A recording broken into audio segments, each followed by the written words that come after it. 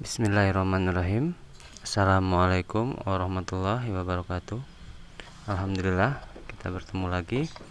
Insya Allah masih dalam kondisi yang sehat walafiat ya, dan dalam kondisi yang prima. Baik, pada kesempatan kali ini saya akan coba membahas ya materi masih dalam materi matematika SMP, yaitu tentang kekongruenan dan kesebangunan bangun datar. Ya, baik, kita langsung aja ke kongruenan. Nah, untuk sebelum kita masuk ke definisi apa itu kongruen, kita coba cek ya dari beberapa gambar yang akan saya tampilkan itu mana yang kongruen dan mana yang tidak kongruen. Baik, yang pertama ada gambar ini. Nah, ini kira-kira kongruen apa enggak? Nah, ini sama ya. Ini disebut bangun kongruen ya, sama-sama mobilnya. Yang ini, nah ini juga sama mobil, tapi ini dikatakan tidak kongruen seperti itu. Jadi bisa dibedakan ya, ini kongruen, ini tidak kongruen. Walaupun sama-sama mobil, tapi yang ini sama bentuknya, ini beda bentuk. Jadi kalau yang beda bentuk berarti tidak kongruen gitu ya. Berikutnya contoh yang lain. Nah ini sama bentuknya nih, kongruen nggak? Oh, ternyata ini juga tidak kongruen karena walaupun bentuknya sama, tapi ukurannya berbeda ya. Yang ini lebih kecil, gitu. Jadi ini dikatakan tidak kongruen walaupun bentuknya sama, tapi ukurannya yang ini lebih kecil. Yang ini, nah ini kongruen apa enggak nih? Oh, nah ini bentuk ini bangunnya kongruen nih. Walaupun secara corak gitu ya, secara sifat bendanya ini beda gitu ya. Tetapi dari ukuran, segi ukuran dan bentuk itu sama ya.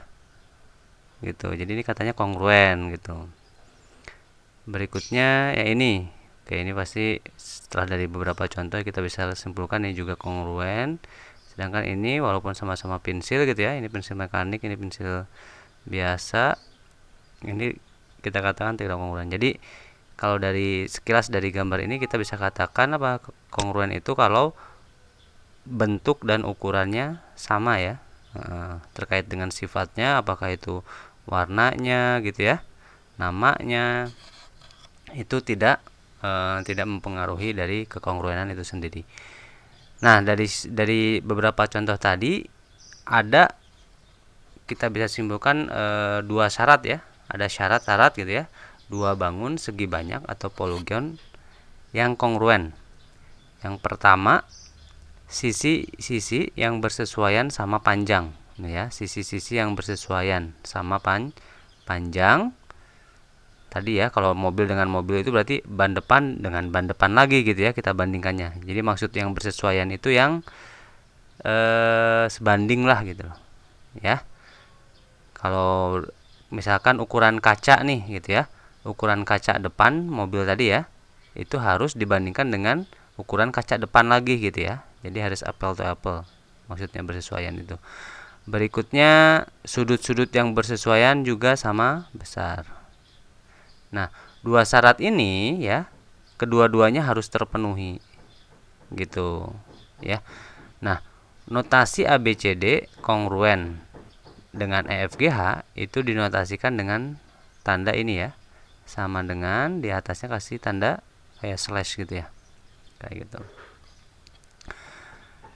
Nah, berikutnya mungkin timbul beberapa pertanyaan. Tadi kan dua ya syaratnya ya, sisi yang bersesuaian sama panjang, sudut yang bersesuaian sama besar.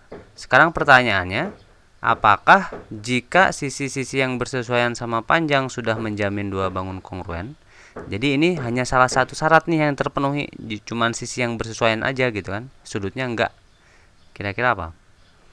Betul ya? Belum tentu. Jadi kalau cuman panjang doang yang sama, belum tentu dia kongruen. Contohnya apa? Ya ini kita bisa lihat antara bangun apa nih? Betul, ini yang belah ketupat kemarin ya, ini belah ketupat, ini persegi. Ini kan kalau belah ketupat kan sebenarnya sama kan, cuman beda sudutnya doang. Secara sisi dia sama semua panjangnya. Nah, kalau seperti ini kan jelas ya bahwa belah ketupat tidak kongruen dengan persegi walaupun panjang sisinya sama. Jadi kalau cuman sisi saja yang sama besar itu belum tentu kongruen. Berikutnya, pertanyaan berikutnya apa? Jika sudutnya yang bersesuaian sama besar, apakah sudah menjamin dua buah bangun kongruen? Belum tentu juga gitu ya. Karena apa? Bisa jadi, nah ukurannya lebih kecil kan? Jadi kalau yang bintang ini sudutnya sama semua, cuman secara size dia lebih kecil. Ini juga sama ya. Ini ada persegi panjang. Ini persegi panjang juga. Sudutnya sama 90 semua. Cuman dari ukuran beda. Makanya dua bangun datar gitu ya, dikatakan kongruen itu harus memenuhi dua syarat tadi gitu loh. Ya. Selain sisinya sama panjang, harus sudutnya juga sama besar. Tidak boleh salah satunya. Gitu ya. Jadi ini adalah pernyataan yang menyangkal kalau salah satunya doang itu nggak mungkin menjamin dua bangun kongruen. Nah, berikutnya kalau kita masuk ke dalam contoh soal gitu ya. Seperti apa sih kita akan menggunakan konsep kekongruenan ini seperti apa gitu ya. Nah, di sini ada contoh jika ABCD dan PQRS ini segi 4 ya. Kongruen, maka berapakah panjang sisi AD, DC, PQ, dan QR. Seperti itu ya, itu pertanyaannya. Nah, sebenarnya langkah awal gitu ya, ketika kita mau menentukan sisi yang bersesuaian atau melihat soal seperti ini untuk menentukan sisi yang mau ditanyakan, itu kita cukup cari apa? Sisi yang bersesuaian, gitu ya. Sisi yang bersesuaian kita bisa lihat ciri-cirinya dari apa? Kalau dia bentuknya seperti ini, ya, ada informasi sudutnya, ya kita lihat sudut yang mengapit si garisnya gitu ya. Contohnya misalkan gini, saya mau melihat nih garis AB itu bersesuaian dengan siapa gitu ya, di bangun datar PQRS.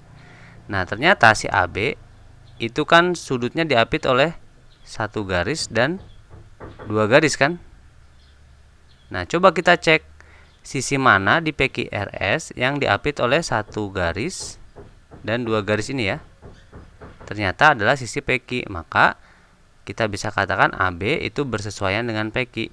Efeknya apa? Karena dia kongruen, yang bersesuaian pasti sama besar, sehingga AB pasti sama dengan PQ sama dengan 40. Gampang ya. Jadi ini PQ dapat. Berikutnya kita mau mencari AD. AD itu diapit oleh si bulat ini sama yang satu ini kan. Cari mana sisi yang diapit oleh sudut yang ini. Ini sama ini, berarti SP. Ya. Nah, begitu juga dengan sisi-sisi yang lainnya. Kita bisa cek melalui apa? Sudut-sudutnya ini ya. Sehingga ketemu apa? AD-nya yang ditanyakan, AD berarti 15, DC-nya 16, PQ-nya 40 dan QR-nya adalah 21. Mudah ya. Seperti itu. Jadi cukup dilihat, biasanya lihat sudutnya. Ya, ciri paling gampang kita lihatlah untuk mencari sisi yang bersesuaian. Nah, berikutnya kita lebih spesifik ke bangun datarnya, yaitu segitiga ya. Karena di sini untuk kekongruenan segitiga ternyata lebih sederhana dalam menentukan kekongruenannya. Nah, di sini ada beberapa syarat ya. Dua segitiga dikatakan kongruen jika memenuhi salah satu kondisi. Jadi ada beberapa kondisi yang bisa kita langsung simpulkan bahwa dua segitiga itu kongruen. Kondisi pertama adalah sisi. Apa maksudnya? Artinya jika ketiga sisi segitiga itu sama, ya, ketiga sisi segitiga itu sama, maka itu kita bisa katakan apa? Segitiganya kongruen. Jadi kita nggak usah cek sudutnya, cukup sisinya aja dia sudah kongruen. Yang penting apa? Ketiga sisinya sama. Nah, seperti ini. Ya. Berikutnya jika sisi sudut sisi. Jadi kalau ada dua sisi satu sudut, di mana letaknya seperti ini ya urutannya ya. Jadi kalau kita gambarkan seperti ini. Jadi sudut yang diapit oleh dua sisi yang sama besar, yang sama panjang gitu ya, itu harus sama besar. Nah, kalau kita menemukan kasus kayak gini, itu sudah kita bisa pastikan dua segitiganya kongruen gitu ya. Jadi kita nggak usah cek panjang sisi dan sudutnya, cukup ini. Itu. Berikutnya, jadi ini sisi sudut sisi. Berikutnya apa nih? Sudut sisi sudut. Sudut sisi sudut. Nah, ini ya, sudut sisi sudut. Jadi kalau ada sisi yang sama besar diapit oleh sisi yang sama panjang, yang bersesuaian sama panjang, diapit oleh sudut yang sama besar ya. Nah, ini bisa kita pastikan ini dua segitiganya pasti apa? Kongruen juga. Yang terakhir adalah sudut sisi. Seperti ini. Habis sudut sisi. Bukannya ini ya, ini salah gambarnya. Harusnya sudut sisi yang atas. Sudut sisi. Kalau dia sama, berarti dia kongruen. Gitu ya. Jadi kalau ada salah satu kondisi yang memenuhi 4 ini, bisa kita katakan dua segitiganya kongruen. Nah, lebih spesial adalah segitiga siku-siku ya. Sisi miring dan sisi sikunya. Jadi kalau sisi miring dan sisi sikunya udah sama, pasti dia segitiga siku-sikunya sama besar gitu ya. Karena dia ini ya, maksudnya ya, sudutnya. Jelas ya? Oke. Berikutnya kita masuk ke contohnya ya. Perhatikan gambar di samping. Di sini ada gambar segitiga PSR dibagi dua ya, yaitu segitiga PQS dan RQS. Nah, pertanyaannya bagaimana nih membuktikan bahwa PQS dan RQS ini dia apa? Kongruen. Buktikan katanya. Oke, cara membuktikannya ya kita harus amati gambarnya ya. Jadi kita nggak bisa menerka-nerka gitu ya. Tapi kita harus lihat tanda yang ada pada gambar yang membuktikan bahwa dia itu sama gitu ya. Nah, di sini kita bisa lihat bahwa panjang PQ itu sama dengan QR, jelas ya, karena sudah ada tandanya gitu maksudnya. PS sama dengan SR, ini juga jelas, tandanya sudah ada. SQ dan QS. Jadi SQ itu ada di PQS, SQ juga ada di RQS. Jadi dia satu garis yang berhimpit gitu ya. Nah, kalau berhimpit kan otomatis apa? Sama panjang nih ya. Jadi si SQ ini sama panjang. Jadi ini juga sama SQ sama dengan QS. Nah, dari ketiga analisis ini ternyata dia memenuhi syarat apa? Memenuhi syarat sisi gitu ya. Sehingga kalau dia memenuhi syarat sisi, kita bisa simpulkan segitiga PQS kongruen dengan RQS. Mudah ya? Oke. Coba kita lihat satu lagi deh contoh soalnya ya. Sekarang ada segitiga ABC CDE kongruen gitu ya. Nah, cara membuktikannya sama kayak tadi ya. Di sini kita bisa lihat ada AC ya, AC sama dengan CE. Jelas ini ya, sisinya sama besar. Sudut ACB dengan sudut DCE ini juga walaupun tidak ada tanda jelas di sini, tetapi secara konsep matematis dia pasti sama. Karena kita kemarin ya sudah belajar tentang garis dan sudut bahwa sudut yang saling bertolak belakang pasti besarnya sama. Nah, itu jadi ada yang emang harus dilihat secara gambar, ada yang secara konsep matematik atau pernyataan matematik yang sebelumnya itu harus dinyatakan bahwa dia sah kebenarannya gitu ya. Contohnya ya ini ya, sudut CD DCE itu sama dengan ACB karena saling bertolak belakang. Jadi sudut kita sudah dapat gitu ya. Berikutnya ada BC sama dengan DC. Ini mah jelas di tandanya. Jadi dari ketiga ini berarti apa nih? Syarat yang terpenuhi apa? Betul ya, ini sisi, ini sudut, ini sisi. Jadi sisi sudut sisi atau sidut si gitu ya. Nah, dari sini kita bisa simpulkan apa? Segitiga ABC kongruen dengan segitiga CDE. Nah, itu ya, itu contoh untuk membuktikan dua segitiga kongruen apa tidak. Mudah-mudahan ada gambaran ya. Oke, berikutnya kita masuk ke yang kedua, yaitu tentang kesebangunan. Tadi kongruen, sekarang sebangun.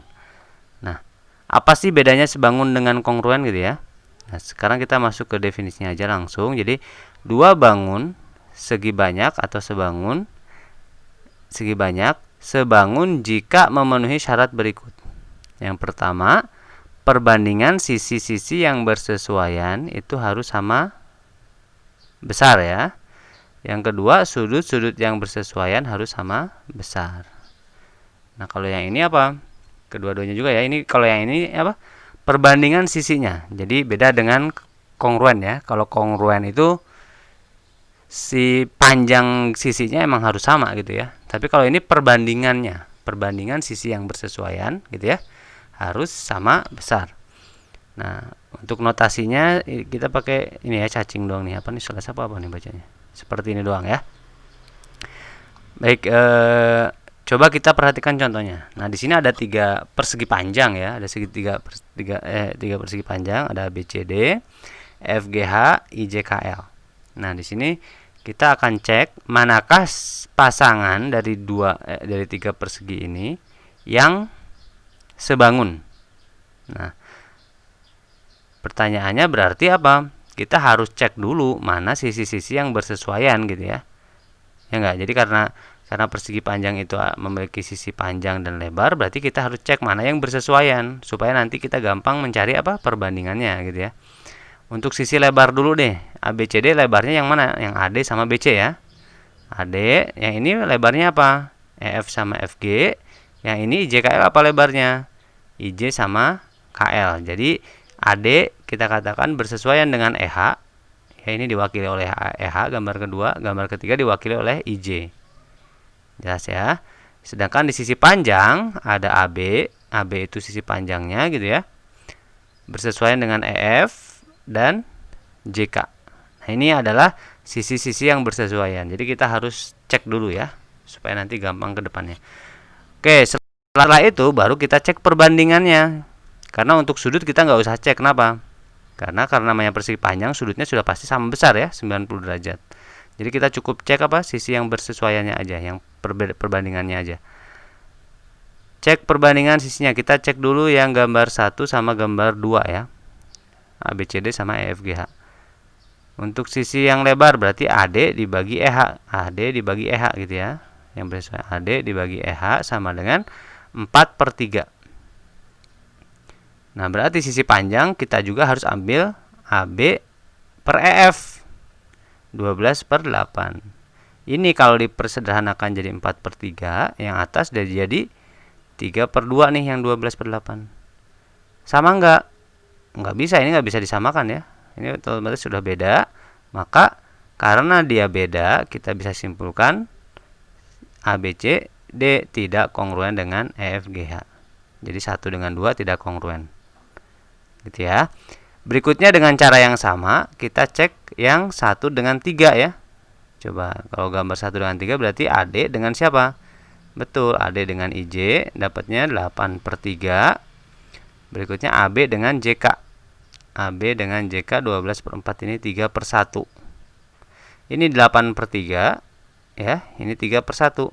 Sama ya, ini juga tidak nilai perbandingannya tidak sama, maka ABCD tidak kongruen dengan IJKL.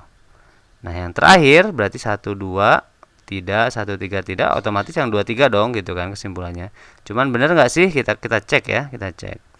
Gambar 23 berarti EH dengan IJ. EH dengan IJ itu 6/3 yaitu 2/1. Berikutnya EF dengan JK 8/4 2/1. Sama ya. Nah, ternyata benar. Sehingga kita bisa simpulkan apa? Karena perbandingan sisinya sama, maka EFGH itu kongruen dengan IJKL. Jadi yang kongruen apa? Persegi 2 dan persegi 3. Seperti itu ya. Jadi itu cara mengecek dua bangun datar sebangun. Oke, kita masuk ke contoh yang lainnya gitu ya. Jika ABCD itu sebangun dengan EFGH, tentukan nilai X, Y, Z, EF, HG, BC, DC. Nah, Ini ada beberapa yang berkaitan dengan sudut yang ditanyakannya, dan yang lainnya adalah berupa sisi. Nah, kita cek dulu yang sudut ya. Nah, yang sudut, karena ABCD itu dan EFGH sebangun gitu ya, maka kan kita udah ketahuan nih bahwa ABCD dan EFGH itu sebangun. Maka perbandingan sisi yang bersesuaian sama besar dan sudut yang bersesuaian sama besar. Seperti itu ya. Jadi ketika ada informasi dari soal itu bangun ini sebangun dengan ini, berarti dua hal tadi, yaitu perbandingan sisi dan sudutnya itu pasti sama besar, sudah kita punya, itu modal kita gitu ya. Berikutnya gimana nih mencari X, Y, Z-nya? Ya tinggal kita cek aja X itu bersesuaian dengan siapa. Nah, dari gambar itu kan diperoleh nih X itu bersesuaian dengan, nah, sudut C bersesuaian dengan sudut G kan. Nah, sama-sama di moncongnya nih. Maka otomatis si X ini bernilai 22,6 derajat. Berikutnya, sudut D itu bersesuaian dengan H. Maka si Z sama dengan Y ya. Y sama dengan Z. Bagaimana mencarinya? Nah, ini karena ini kita bisa lihat ya, ini siku-siku, ini siku-siku, berarti kita bisa simpulkan ini trapesium. Maka sudut penjumlahan sudut Y dengan sudut C pasti 180 ya, sehingga untuk mencari Y nya tinggal 180 dikurangi 22,6 derajat, dapatnya berapa? 157,4 derajat. Seperti itu ya. Oke, itu sudutnya sudah ketemu semua gitu ya. Berikutnya kita tinggal cari EF, HG, BC, dan DC. Nah, dari gambar kita akan dapatkan sisi yang bersesuaiannya apa aja. AB itu dengan siapa nih AB? Nah, AB diapit oleh sudut siku-siku nih ya. Berarti F, betul. AD, si AD dengan Y berarti dengan Z ya. EH, betul. Ini panjangnya 20, ini 15. DC bersesuaian dengan HG, iya. BC bersesuaian dengan FG. Jadi ini seperti ini, sebenarnya putar ke kanan dikit dapat ini ya, dapat EFGH. Oke, setelah kita tahu yang bersesuaiannya siapa aja, baru itu kita cari nih mana yang belum lengkap angkanya. Oh, EF nih. Sedangkan yang sudah lengkap adalah AD dengan EH. Nah, yang sudah lengkap ini kita jadikan teman gitu ya, jadikan pembanding untuk mencari yang nilai yang belum diketahui. Contohnya gini, misalkan saya mau mencari EF, berarti EF itu kan dibandingkan dengan AB nih. Nah, kita samakannya dengan yang sudah diketahui dua-duanya. Jangan dengan HGDC ya. HGDC kan belum ada nilainya. Apalagi FG dan BC juga jangan. Karena BC-nya belum ketemu. Yang kita pakai adalah apa? EH dengan AD. Urutannya harus sesuai ya. EF dengan AB berarti EH dengan AD. Kalau dibalik boleh juga. Misalkan AB dibandingkan dengan EF berarti harus sama dengan AD dibandingkan dengan EH. Jadi sesuaikan ya, mana sisi yang kita ambil terlebih dahulu itu dibangun yang mana, itu harus konsisten seterusnya gitu ya. Nah, di sini kita mau mencari EF, berarti EF dibagi AB, EH dibagi AD. Nah, tinggal kita lengkapi ya angkanya ya. Nah, F 15 berarti mencari EF sama dengan apa? 15 kali 16 dibagi 20 dapatnya 12 gitu ya, gampang ya. Nah, berikutnya yang gampang lagi yang mana nih? Oh, BC, kita cari BC. Berarti BC nih, BC kan ada di segitiga nih, di ABCD ya. BC per FG, BC per FG. Nah, berarti kalau kita mau ngambil yang ini, pakainya AD per EH gitu ya. Jangan disamakan dengan yang apa? Yang atas, karena dia yang tanyakan adalah dari ABCD. Jadi BC per FG harus AD per EH, harus sama. Jadi dapatnya BC per 20 sama dengan 20 per 15, akan didapat BC-nya 80 per 3. Nah, sekarang gimana nih kalau dua-duanya belum ada nih, kayak DC sama HG ini belum ada nih. Ya mau gak mau kita coba cari cara lain ya, kita nggak bisa pakai perbandingan kalau kayak gini kan. Nah, ternyata karena ini siku-siku, kita bisa pakai Pitagoras nih untuk mencari si HG-nya ya. Dengan cara apa? Kita geser dulu si EF. EF-nya kita geser atau kita buat ilustrasi yang sejajar dengan EF gitu ya. Maka panjangnya ini kan sama EF ya. EF berapa tadi? 12. Ini 12. Yang ini sisanya 5. Berarti si HG adalah 12 kuadrat tambah 5 kuadrat sama dengan akar 169 sama dengan 13. Nah, otomatis untuk mencari DC ya tinggal pakai perbandingan. Jadi DC per HG karena ini udah dapat 13 sama dengan AD per EH. AD per EH. Kita dapatkan DC-nya adalah 20 kali 13 per 15 sama dengan 52 per 3. Nah, seperti itu ya. Jadi untuk menentukan nilai-nilai yang belum diketahui untuk dua bangun yang sebangun itu seperti itu. Jadi tinggal cek perbandingan sisinya. Baik, kita lanjutkan sekarang ke sebangunan dua segitiga ya. Kalau yang tadi ada kekongruenan segitiga, ini juga ada kesebangunan untuk segitiga ya. Dua segitiga sebangun jika memenuhi salah satu syarat berikut ini. Jadi salah satu doang nih ya, nggak usah semuanya. Yang pertama, perbandingan ketiga panjang sisi yang bersesuaian itu senilai. Jadi perbandingannya sama lah gitu. Yang kedua, perbandingan dua pasang sisi yang bersesuaian sama dan sudut yang diapitnya sama besar. Perbandingannya ya. Atau yang ketiga adalah apa? Dua pasang sudut yang bersesuaian ya, dua pasang sudut yang bersesuaian sama besar. Jadi salah satu ini terpenuhi, maka dua segitiga kita katakan sebangun. Oke, contohnya ini. Tentukan panjang sisi DE. DE yang mana nih? Yang ini ya. Dan AB. AB yang ini, yang panjang ini. Serta tentukan sudut ACB, ADE, dan DAE. ACB, ADE. Oke. Nah, untuk mencari sisi-sisi yang ditanyakan dan sudutnya, ya, kita lihat nih. Kalau dilihat dari sekilas gitu ya, untuk segitiga ini, ternyata ini adalah dua segitiga sebangun yang ditumpuk, ya kan? Yaitu segitiga ABC gitu ya. Jadi kita bisa pecah dulu nih ya. Kita bisa pecah segitiga ABC dengan ADE seperti itu. Nah, karena ini kenapa sebangun nih? Coba kita cek ya. Sebangun yang pertama sudutnya sama, ya kan? Sudutnya ini sama. Terus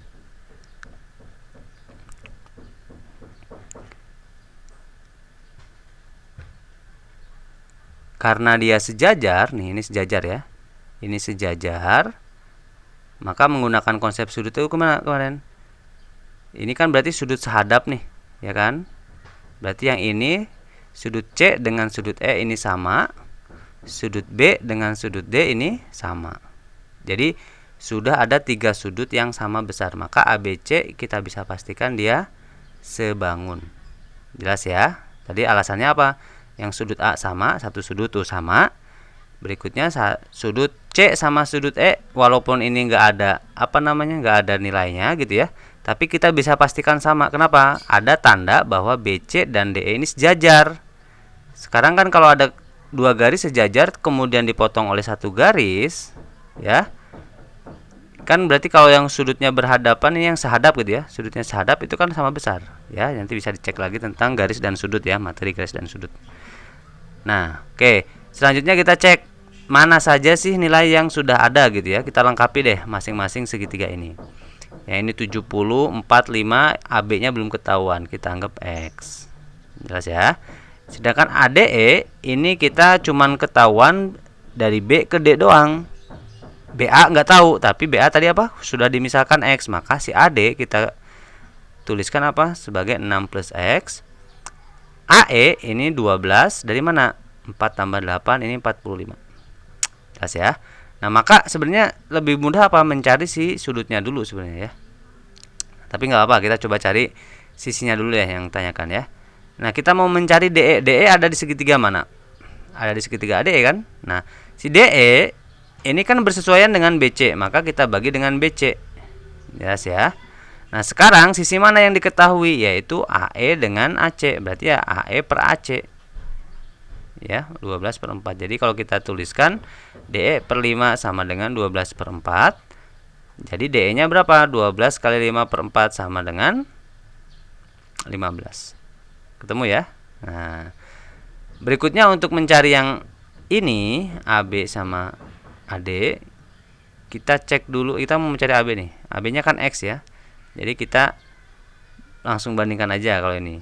Ini ada AB per AD, berarti AC per AE gitu ya. Nah, jadi ini X per 6 tambah X sama dengan 4 per 12. Kita tinggal kali silang, dapatnya 12X sama dengan 24 ya. 6 kali 4, 24. X kali 4, 4X.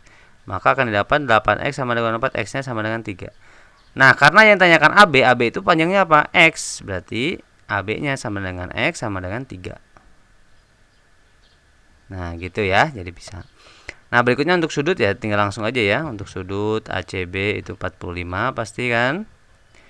ADE itu 70, sedangkan sudut DAE apa? Nah, itu tinggal jumlah sudut dalam segitiga itu 180, tinggal kita kurangi 180 dikurangi dengan apa? Sudut yang sudah diketahui yaitu 70 dan 45. Maka akan didapat 65 derajat. Seperti itu ya. Jadi ketika kita menghadapi soal seperti ini ya, segitiga yang bertumpuk, idenya biar gampang kelihatan sih kita bongkar menjadi dua segitiga dulu ya, seperti itu. Dua segitiga yang sebangun. Berikutnya untuk soal apa? Soal cerita nih. Misalkan diketahui seorang siswa dengan tinggi badan 150 cm berdiri di lapangan pada pagi hari yang cerah dan panjang bayangannya adalah 2,5 meter. Saat itu di sebelahnya terdapat tiang bendera dengan panjang bayangan 6 meter. Maka tentukanlah tinggi tiang bendera tersebut. Nah, untuk menjawab soal ini coba kita ilustrasikan dengan gambar dulu ya. Coba. Nah, seperti ini kira-kira. Jadi ini tiangnya, ini orangnya, si anaknya tadi ya. Panjang bayangannya yang ini. Karena dia bersampingan, otomatis sudut sinarnya itu pasti sama ya. Sudut datang mataharinya tuh sudut yang masuk ke sini pasti sama. Gitu ya. Jadi ini sudutnya sama ya. Berarti dia bisa kita katakan apa?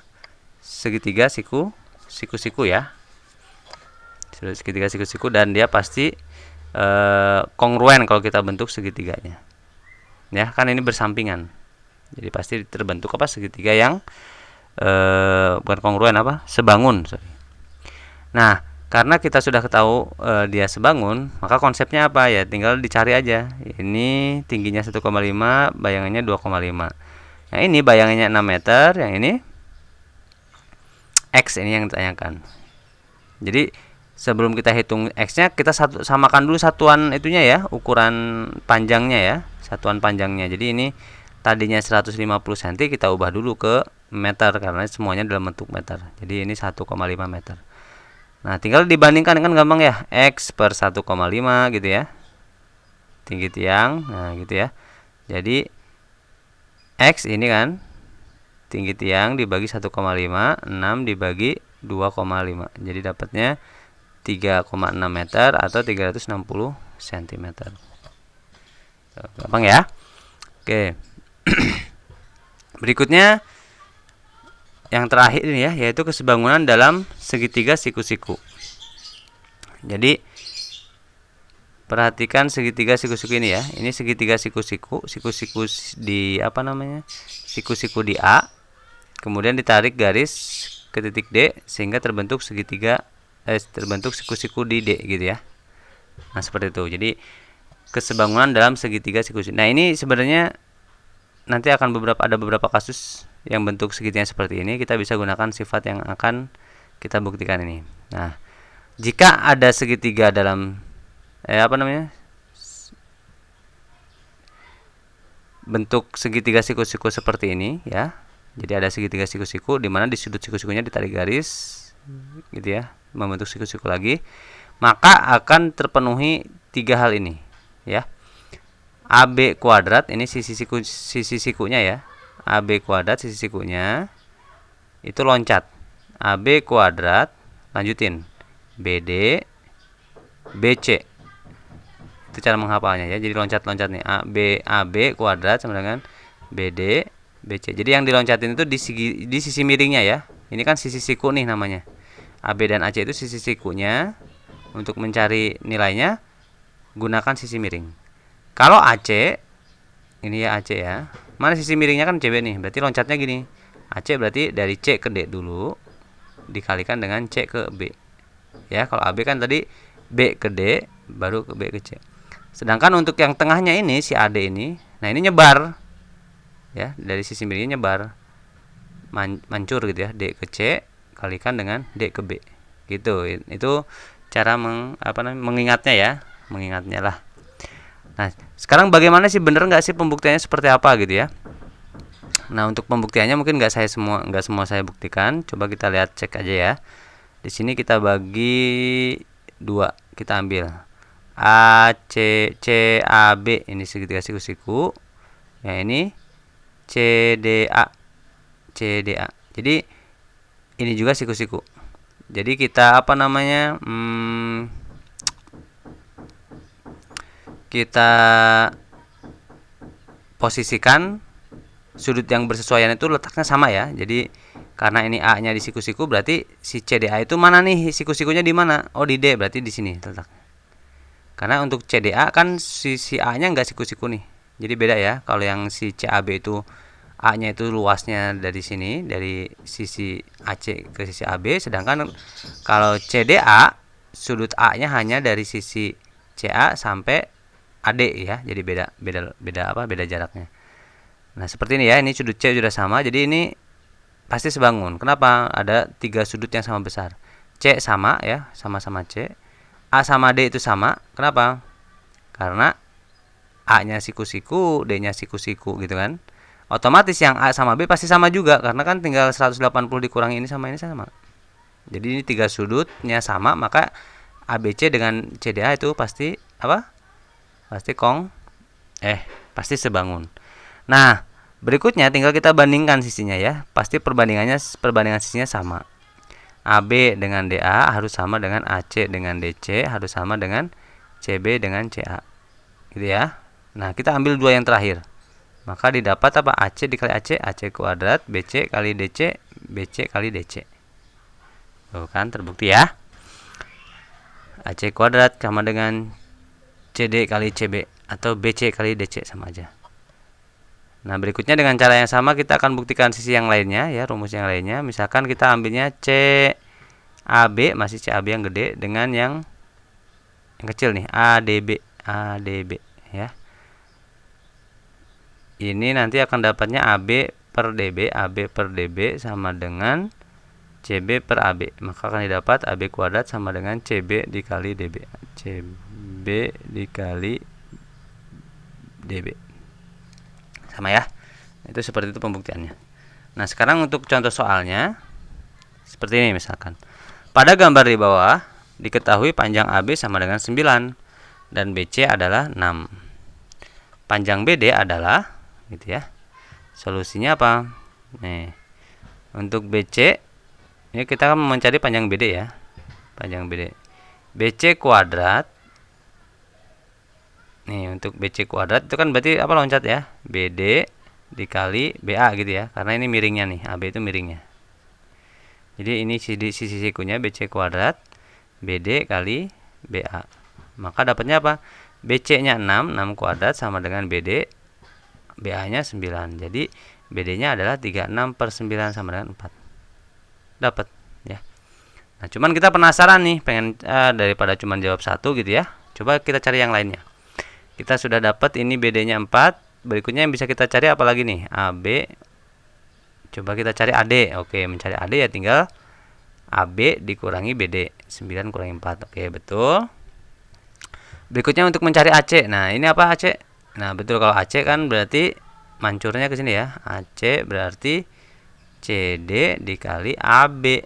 Ya, AD dikali AB berarti 5 kali 9 sama dengan 45, diakarkan. Akar 45 sama dengan 3 akar 5. AC-nya dapat juga. Berikutnya apa yang belum dapat? CD. Oke, CD berarti CD itu keluar ya. DA kali DB. Berarti ini 5, ini 4. Berarti 5 kali 4 20, CD-nya Akar 20 sama dengan 2 akar 5. Oh, udah semua ya, udah semua sisi ketahuan. Nah, seperti itu ya. Mungkin itu saja ya yang bisa saya sampaikan untuk materi kekongruenan dan kesebangunan bangun datar ya. Mudah-mudahan bisa dipahami. Silakan coba dilatih ya menyelesaikan soal-soal yang berkaitan dengan materi ini. Terima kasih atas perhatiannya. Assalamualaikum warahmatullahi wabarakatuh.